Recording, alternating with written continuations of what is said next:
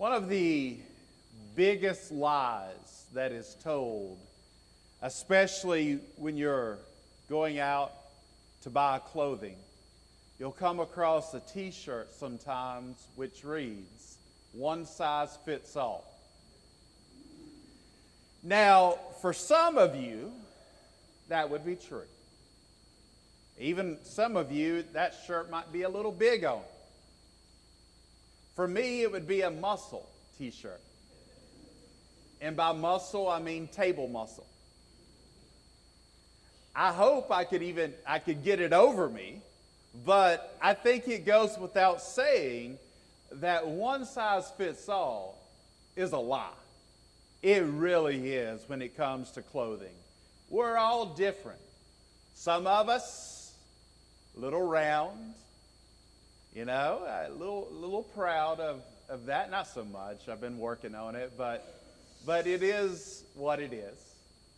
Some of you are skinny, and you make me sick. Some of you, I think Forrest. I don't know, is Forrest here? I don't see him. Anyway, he's just not human. He's got muscles where there shouldn't be muscles. I don't know what's up with that. But everybody's different, Everybody's body is different. And so the clothing lie of one size fits all just really doesn't work. And we know that. And so we don't really buy into that mentality. As a matter of fact, it has even changed to one size fits most or one size fits some, is some of the reading today. But that mentality sometimes is found within churches, if you will. There are some churches who buy into that mindset that one size fits all. In other words, all right, we strive to be the New Testament church, the church of the first century. And I believe that that's a good thing. That's something that we should try to emulate, the good that they did. However, what we need to understand is we live in the 21st century. So some things have changed. Now the message is the same no matter what. And so let that be understood up front. As we will look into this lesson and discuss this lesson this morning, the one thing that is constant is the gospel is the same regardless of the day, the death, the burial, the resurrection. That gospel, that good news is what was preached then and what is to be preached today. But things have changed, but yet you'll walk into some churches today and you'll think you're back in the 1950s, right? You know what that's like. You've walked into that and you're like, wow, did I take a time machine and go back in the past? And so some of these churches, and they believe, hey, it worked then, there's no need to change. And so everyone proudly carries their big King James Bible. That's the version Paul carried, right? I mean, we can't use anything but that, all right? And you've got to say thee and thou in your prayers. Otherwise, you're not showing reverence. You can do that. You don't have to. The Greek used the common pronouns of the day in reference to God, by the way, just for you to think about that. But some people buy into that mentality. You got to have your Sunday morning best. Otherwise, you're not showing reverence to God and you're not pleasing Him. And yet the inconsistency many times is, well, aren't you worshiping God on Sunday night? Yeah. Aren't you worshiping God on Wednesday night? Yeah. Do you have devotionals with your family and worship God on occasions like that? Yeah. What about at camp? Do we worship God? Yeah. Do we dress differently then? Yes. What is dress then? Culture-based. Let's be honest. All right? But you got to have your Sunday morning best. And hell is the main motivation of salvation. Turn or burn, right? I mean, Jonathan Edwards, God is up there looking down, ready to strike you down to hell the moment you sin, the moment you mess up.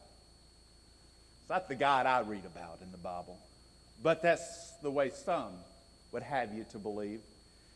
And the main focus is upon being a sound congregation. All right?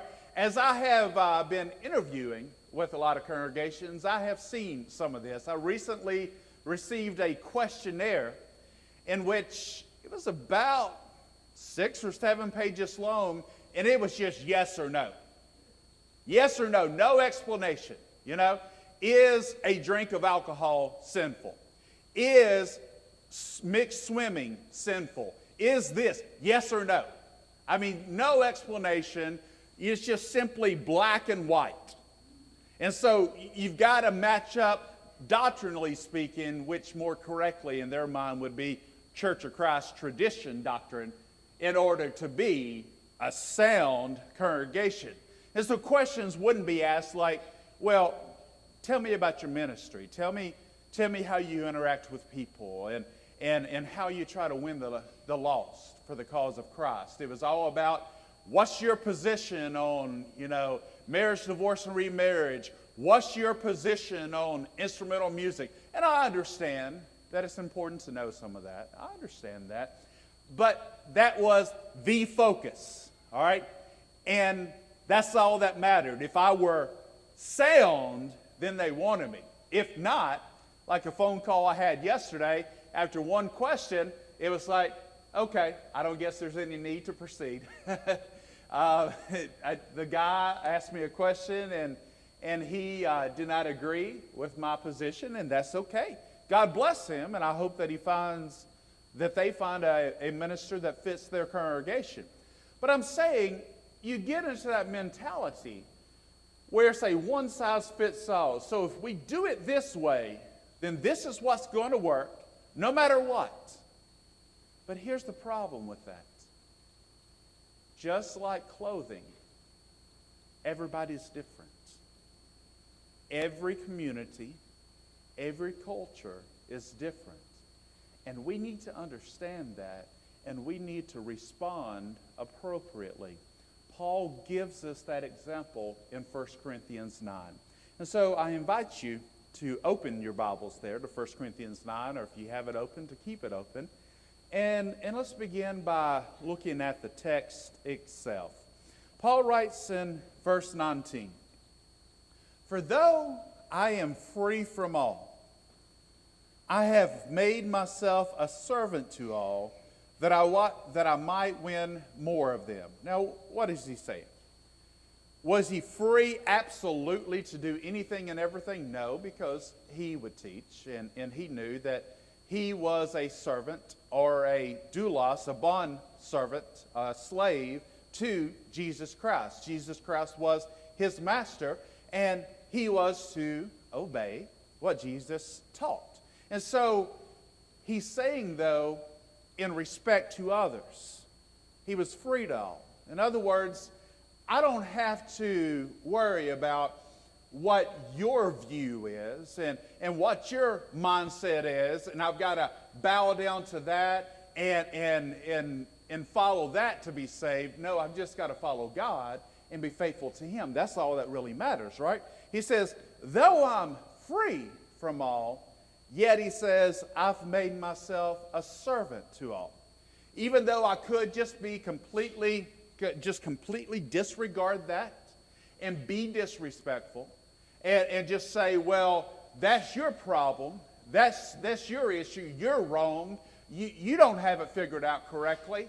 He says, that's not my mindset. I'm a servant. Because what I'm about is not about me. I'm about the people. And I'm about saving their souls. And so I'm willing to sacrifice some of my freedom that I have in Christ in order to gain those who are outside of Christ, to lead them to the Lord. The first example he offers up in verse 20 is to the Jews. He writes, "To the Jews I became as a Jew in order to win Jews. To those under the law I became as one under the law, though not being myself under the law." He now knew that he was no longer under the old law, right?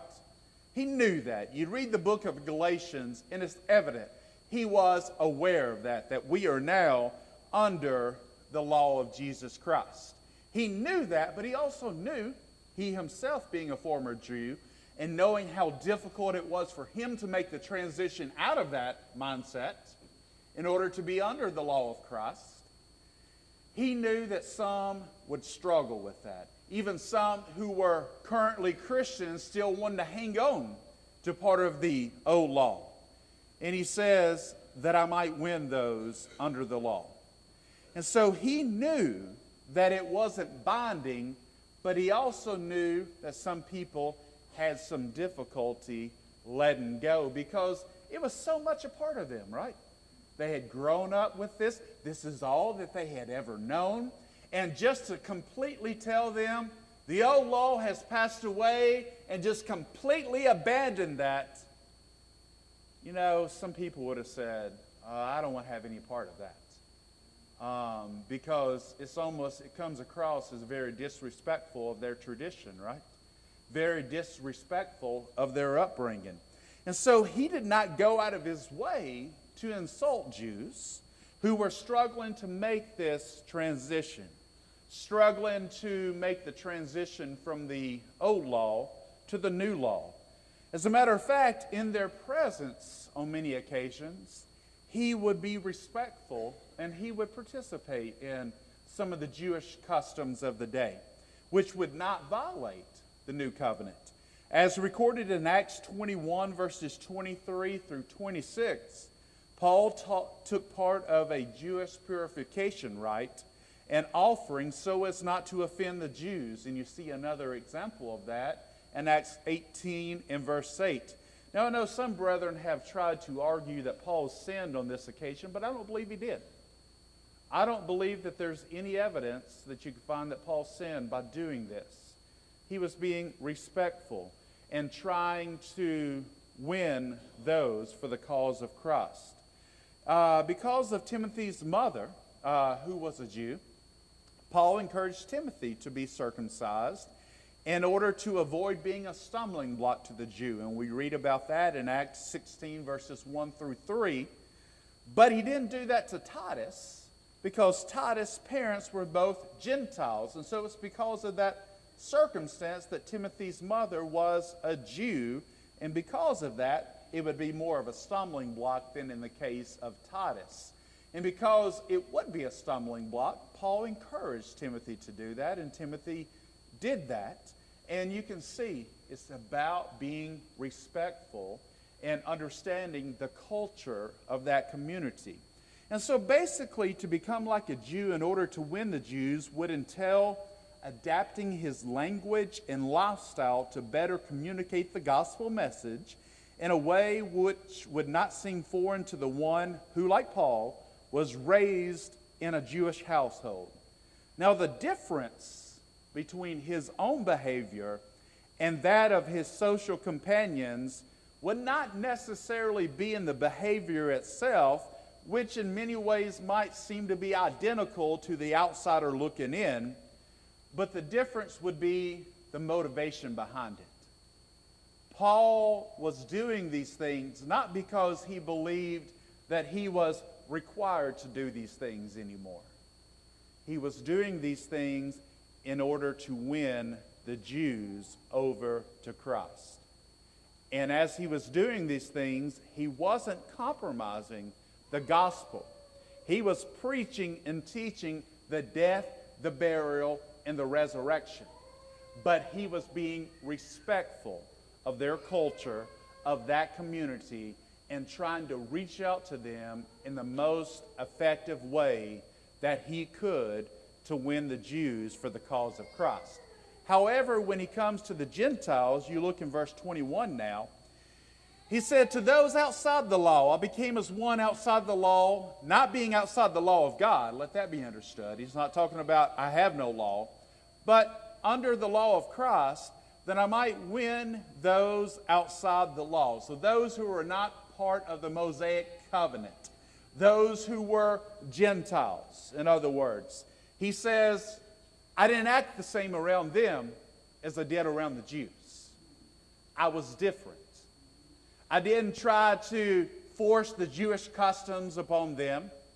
There was no reason for me to participate in Jewish customs. They weren't doing it. And so there was no reason for that to take place.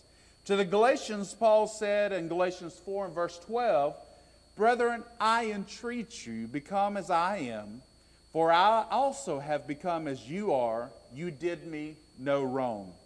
In other words, Paul lived among the Gentiles simply as a Christian, not as a Jew, not as a Pharisee. He took his place in their culture in order to reach them. And so, in other than moral matter, Paul identified as closely as possible with Gentile customs. He would not engage in something that would violate the law of Christ. You understand that. And so you know that there is a line in the sand that you and I cannot cross. But he basically would eat what they ate. He would go where they went. And he would dress as they dressed in ways that were appropriate in order to win them for the cause of Christ. And then in verse 22, he talks about to the weak. He says, to the weak I became weak that I might win the weak. Weak is a word that may refer to Jew or Gentile, but someone who is weak in their faith. One example of this would be Paul's willingness not to eat meat that was offered to idols in the presence of those who would be offended by that. Now, he told them, hey, it's just meat. Don't worry about it. Don't sweat it. I mean, if you want the porterhouse, get the porterhouse. Medium rare. Nothing like that. Those of you who get your steak well done, just eat a hamburger, please. I'm sorry. You're wasting your money, all right? Steak is meant to moo at you, all right? It really is.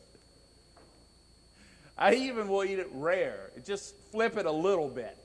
I mean, that's where the flavor is. That's what tastes good. But what he said was, if that caused my brother to stumble, I wouldn't do it. He knew that he had the right to do it. But because of his respect for them and their souls, he wouldn't do it. Another example is found in Romans chapter 14, where Paul's willingness to accept those who had differing opinions regarding non-essential matters. It's okay on some issues to agree to disagree. You don't have to be right, if you will, on everything, because some things are not matters of salvation. Some things are opinions, or things that you and I cannot reach a consensus because we may not have enough information to be definitive. I mean, if you can explain to me who the man of sin is, I'm willing to listen. I've studied that passage, and my best answer is, I don't know. All right? So there are some texts that are like that. But Paul, talking about whether you eat or you don't eat, both are doing it to the Lord. Whether you celebrate this holiday or you don't celebrate this holiday, both are doing it to the Lord. The idea is, be respectful of one another. Don't make this an issue and divide and argue over it, right? There are bigger fish to fry. We're about going to heaven and taking as many people as we can with us. And then he continues on in the last part of verse 22 and verse 23, and he says and sums up his whole point. I have become all things to all people, that by all means I might save some. I do it all for the sake of the gospel, that I may share with them in its blessings. See, Paul was willing to do whatever it took to win others to the cause of Christ. He preached the same message, the gospel, the death, the burial, and the resurrection. He would never violate the law of Christ, and so he wouldn't compromise his faith, okay? But he was willing to adapt appropriately to the culture in which he found himself in order to win those for the cause of Christ. How do we apply that? Number one, we've got to recognize the culture of our community. You see, sometimes we come in here, and I was born in Mississippi, I was raised in Georgia, started out at Alabama, went to Tennessee, and preached first job in Kentucky. So yes, I'm a Southern boy. Yes, I have an accent. There's no denying that. You hear that Southern drawl, all right? It's there. There's no hiding that from you. But I've seen a lot of things. I could talk about what we did at the Fort Oglethorpe Church of Christ and how that was effective at that place. I could talk about what we did at Hardin, Kentucky, and what was effective. But the one thing I know is what worked there may not necessarily work here, right? This is the Bell Shoals Church of Christ in Brandon, Florida. The people here are different than other places in the world, and that's true no matter where you find yourself, right? And so you've got to know this community. You've got to know these people. It doesn't matter about what worked somewhere else, which is why I am not a fan of the church growth books. There are some people who have a plethora of church growth books, as I once did before I got rid of them. And as I have replaced some books through Kindle and Logos and so forth, it hasn't been my church growth books, because they'll try to tell you about what's working at their congregation as if it is a one-size-fits-all. And what I know is that doesn't cut it. We've got to know this community. We've got to know the people here, not just who worship at Bell Shoals, but those outside in the community of Brandon, Valrico. Do we know this community? Do we know what works in this community? You see, I think sometimes myself, I operate the way I want to operate. I do things the way I want to do things, the way that I prefer things to be done, and that's not always the most effective way. Now, does it please me the most? Yeah. But is that the most effective way to reach the lost in Brandon, Florida? Probably not. And so, what we as a congregation really need to take time to do is to recognize our community. That's going to take some time. That's going to take some work and take some effort. We got to do our homework. But we got to know our community and know what the people are like and realize what really works and what really doesn't work. And then after that, we've got to respond. Respond to that. Once you learn your community, your culture, you've got to respond with varying methodology. You notice it's not varying messages, varying methodology that works within this culture. And so we may need to change some things, the way that we do things. I don't know what that is, because we've got to study and learn. Number one, we've got to recognize the community. And then once we recognize the community, then we should change our methodology in order to effectively reach that community, right? That may affect how we dress. That may affect a lot of other things, how we interact. Maybe stories and examples that we share. I mean, as Paul would, with the Jews, talk about the Jewish customs and so forth. But with the Gentiles, he didn't do that. There may be some things that are more effective and as you speak and preach and interact with others, that you bring those things up in order to help to reach them. See what I'm saying? And so you've got to figure out the culture, the community, and when you really get it down to the simplest form, the person to whom you are speaking at that moment. And you've got to know that person and what works for that person. Figure out a way to connect with them. And so you recognize, and then you respond, and then you repeat. You know, back when I had hair, it took forever to take a shower. Because when you read the shampoo bottle, rinse, lather, repeat.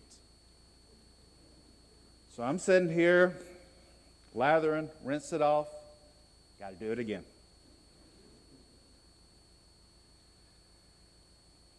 The truth is, as you think about repeat by constantly adapting. You see, today is 2012. Let's say we recognize our culture and we respond appropriately. What about 2022? Do you think it's possible things may have changed by then in this culture, in this community? Yeah. And so you've always got to be aware of the evolution of the culture, the evolution of the community, which would also mean an evolution of adaptation in order to win the lost, right? Isn't that what it's about? See, at the end of the day, it may not always be what I want, what I prefer. I've said this before and I'll say it again. I hate jackets and ties. I hate them. Okay? I wear this out of respect of you. I do. Because I know not wearing a jacket and not wearing a tie would be a stumbling block to this congregation as I'm preaching the gospel. And so I could stick to my guns and say, I'm not going to do it and be stubborn. What good is that? You understand what I'm saying? What good would that be? I mean, if I need to wear this in order for you to hear me, so be it. No problem. I'll wear whatever except a tutu, all right? And I might wear a tutu. I don't know. Probably not. My daughter did ask me about wearing a tutu the other day because the coach at Chimino for the fundraiser they had, if they got so much money raised, he was going to wear a tutu for the kids, you know. And so she was like, Daddy, would you wear a tutu? And I'm like, you know, and she's like, well, if I found one for you on sale. And I'm like, but y'all know me well enough to know that I might do it. You just don't know. And if I did it, it might wind up on Facebook. I'm just saying. But how far are you willing to go to reach the lost? See, Paul said, I'm willing to do what it takes. I'm willing to become a servant to all, to adapt my methodology, to constantly adapt in order to win the lost. Because at the end of the day, it isn't about what makes me happy. It's about how I can win a lost soul for Christ. And I need to be willing to do what it takes. So I need to recognize the culture. I need to respond appropriately and then repeat. Continue to examine the culture. Continue to examine the people with whom I have contact and learn how to reach them in the most effective means possible as I continue to uphold the one thing that never changes, and that is the gospel, the death, the burial, and the resurrection. Jesus said, if I be lifted up, I will draw all men unto me. Let us lift him up, and he will draw all people unto him. This morning, as we close out this message, we extend the invitation. If you're not a Christian, today you have a choice to put on Christ in baptism and have your name written in the Lamb's Book of Life. If you're a child of God who has gone astray, today you can repent and rededicate your life. Whatever the need may be, would you come as together we stand and as we sing.